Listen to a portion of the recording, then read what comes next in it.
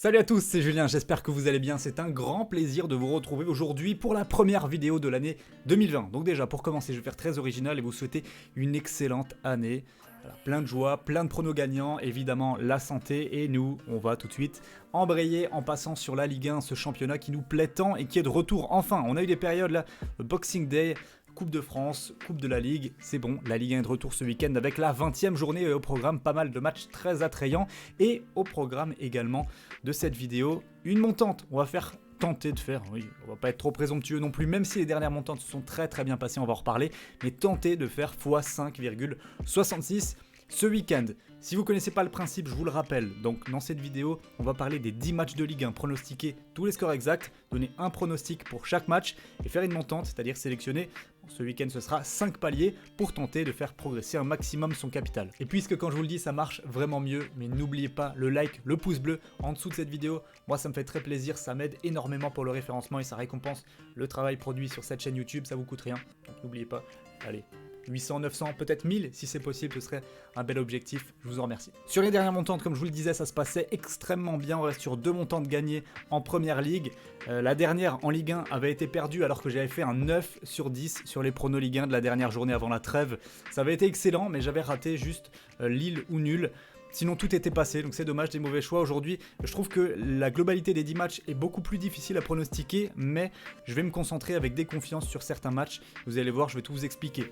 J'ai une chose également très importante à vous dire. Dans la description de cette vidéo, vous allez avoir le Snapchat de Cashback. Cashback, c'est le site dont je fais partie, site de conseil en paris sportif. Rejoignez, ajoutez-nous sur Snapchat. C'est moi qui m'occupe du Snap, de la communication des réseaux sociaux, etc. Et on vous fait une petite offre spéciale, c'est-à-dire que si vous nous ajoutez sur Snapchat et que vous nous écrivez en message privé le mot pronostic gratuit, on vous envoie gratuitement un prono. Donc n'hésitez pas à nous ajouter, on vous attend directement là-bas. Maintenant, nous, on va passer à cette fameuse Ligue 1. On va commencer vendredi soir avec Rennes-Marseille et on va s'échelonner jusqu'à dimanche soir, 21h, le choc entre le Paris Saint-Germain et Monaco. Entre-temps, pas mal de matchs, pas tous très simples à pronostiquer, même s'il y a de belles affiches. Bordeaux-Lyon, c'est quand même assez intéressant à voir. Le derby entre Metz et Strasbourg que j'attends avec grande impatience. On a une affiche historique à SSE contre Nantes qui est pas mal aussi dimanche. Et voilà, on est parti, donc on commence par le match entre Rennes et l'OM. Alors, j'ai du mal à envisager une victoire de l'OM sur le terrain de Rennes qui fonctionne quand même plutôt bien. Ce qu'on a vu du côté de Trélissac, même si c'est pas forcément représentatif, eh bien c'est pas très rassurant non plus de la part de l'Olympique de Marseille. Est-ce que Rennes c'était beaucoup mieux? J'en suis pas persuadé. Mais en tout cas, moi j'imagine un match plutôt équilibré. Je pense pas que le score va être incroyable, mais chaque équipe a les moyens de se rendre coup pour coup, c'est quand même 2 bonnes organisations, 2 bonnes équipes. Donc moi je vais partir sur un match nul, un but partout, et le prono que je vais prendre, ça sera directement le palier 1 de la montante. Rennes ou nul et moins de 4,5 buts, c'est coté à 1,45. On enchaîne samedi à 17h30 avec la rencontre opposant Bordeaux à l'Olympique Lyonnais. Alors le cas lyonnais il est un petit peu spécial, on leur prédisait beaucoup une seconde partie de saison très compliquée, il faut attendre le mercato, il faut voir, etc. Et au final ils s'en sortent plutôt admirablement bien depuis la reprise avec des prestations pas incroyables, mais bien gérées, avec des victoires, et c'est ça l'essentiel. On voit des joueurs qui prennent leurs responsabilités, comme Oussem Aouar qui le fait très bien en ce moment, des jeunes qui sont un petit peu plus mis en avant, même si ça pourrait être accentué davantage je trouve, comme Maxence Cacré, Ryan Cherki, et on a Moussa Dembélé qui prend aussi beaucoup ses responsabilités sur le fond de l'attaque, ça c'est important, l'absence de Memphis, il faut un vrai buteur, quelqu'un de solide, quelqu'un de fiable, dans une équipe au collectif qui marche un petit peu mieux, eh bien ça peut être intéressant de le voir évoluer à la pointe de l'attaque. En tout cas, il a répondu présent. Je pense que ce sera un des dangers majeurs également sur la pelouse de Bordeaux samedi. Moi, je vois pas Lyon perdre. Clairement, je les vois pas perdre à Bordeaux. Bordeaux, il y avait eu une très bonne période, ça je vais pas le nier. Effectivement, c'était ça, mais je trouve qu'ils sont un petit peu rentrés dans le rang depuis et c'est moins performant. Donc, je les vois pas faire trébucher Lyon qui a besoin de faire une grande seconde partie de saison et besoin de commencer directement à prendre des points. Moi, je les vois gagner 2-1 et ça va tout de suite être au niveau du prono le palier 2 de la montante. Je vais partir sur nul ou Lyon et plus d'1,5 but qui est, je trouve, très bien coté à 1,78. Ce sera la cote la plus haute de cette montante, pas la cote la plus haute de la vidéo, mais de la montante. On enchaîne avec le multiplex Ligue 1. Samedi soir, Amiens qui reçoit Montpellier. Ce sera directement également le palier 3 de la montante. Alors Amiens, Il se passe toujours quelque chose lorsqu'Amiens joue, c'est pas toujours dans leur sens, effectivement, c'est plus compliqué pour eux cette saison. C'est une équipe qui avait l'habitude d'avoir pour force une solidité défensive accrue, mais cette saison c'est pas du tout, mais alors pas du tout le cas. L'exemple le plus criant que j'ai à vous proposer, c'est que c'est une des équipes les plus spectaculaires de la Ligue 1. Sur 18 matchs joués, 16 fois il y a eu plus d'1,5 but dans le match, donc 16 fois au moins 2 buts. C'est la seule équipe dans le cas là en Ligue 1. Même le PSG ne fait pas mieux. Les Montpelliérains ont enfin terminé leur disette de victoires à l'extérieur, puisque depuis le début du championnat, ils n'avaient réussi à avoir aucune victoire, loin de la Mosson. C'est chose faite, bon certes c'était en Coupe de France et contre un petit club, mais au moins c'est ça de prix, et peut-être vont-ils enchaîner avec une victoire à Amiens, qui sait. Amiens qui est capable de tout à domicile, de faire de très belles performances, mais aussi de passer à travers. Donc moi je m'attends à un match vraiment sympa avec des buts de chaque côté. Je vois Montpellier s'imposer pour la première fois de la saison à l'extérieur sur le score de 2-1, et je vais partir donc pour le pronostic et le palier 3 de la montante sur le plus d'1,5 but, ce qui est quand même plutôt bien coté à 1,35. On enchaîne maintenant avec le derby de l'Est, le derby entre Metz et Strasbourg. C'est difficile, les derbys pour les Strasbourgeois, ils n'arrivent plus à s'imposer face à Metz depuis bon nombre d'années maintenant, et c'est peut-être le moment pour eux, puisque Metz va quand même très mal.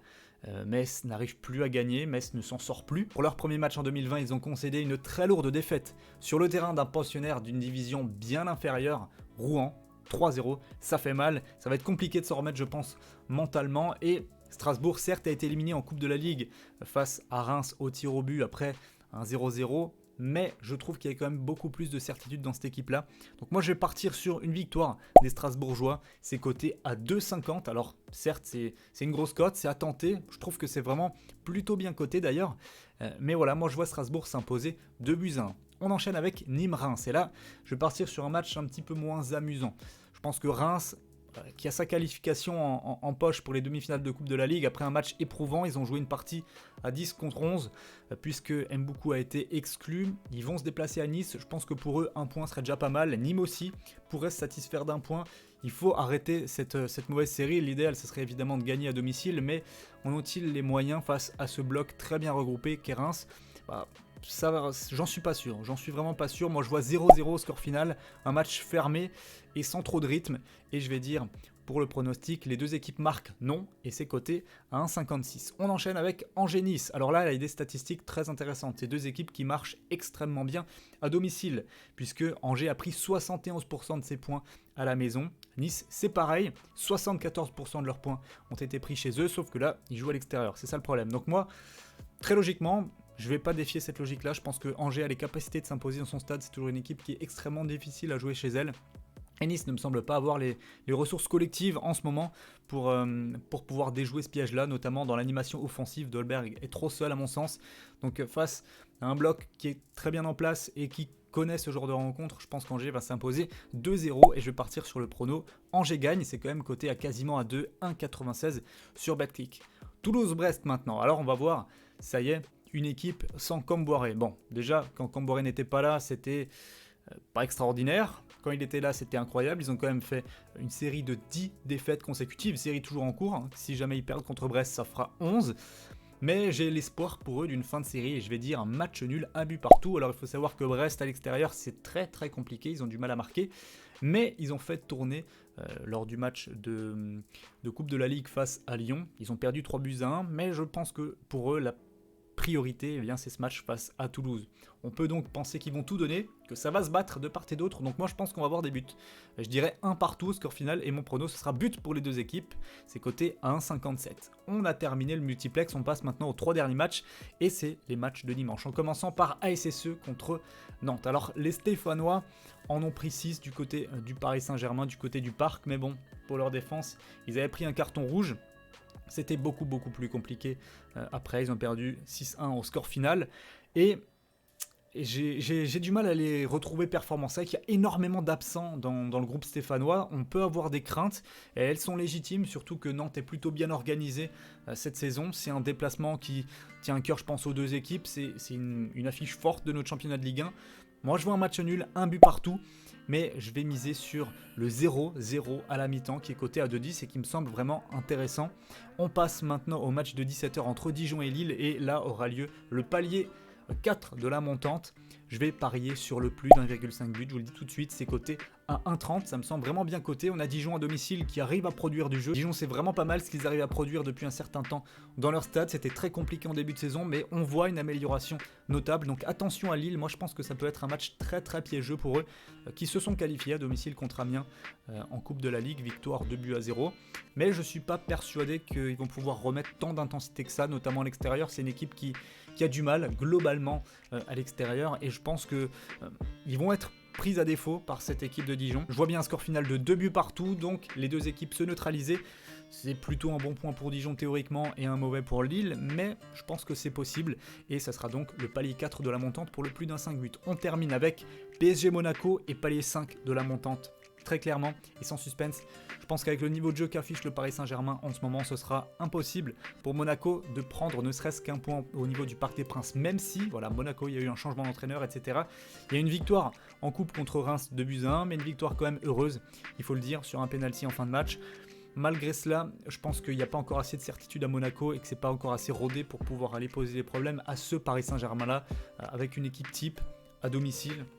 Je pense que le PSG va s'imposer 4-1 contre Monaco. Et mon prono, ce sera quand même victoire du PSG qui a quand même une cote en sec de 1,25. Bon, ça peut paraître faible par rapport à l'équipe de Monaco, mais si on prend en compte le contexte, etc., c'est plutôt un pronostic à tenter pour sécuriser un palier 5 d'une montante si jamais on est encore en vie. Ça me paraît assez intéressant. Donc voici mes 10 pronostics pour cette 20e journée de Ligue 1. J'espère que cette vidéo vous aura plu. Si vous voulez parier comme moi, sachez que vous pouvez le faire sur Betclic avec mon code promo JBien. Vous avez jusqu'à 100 € qui vous sont offerts.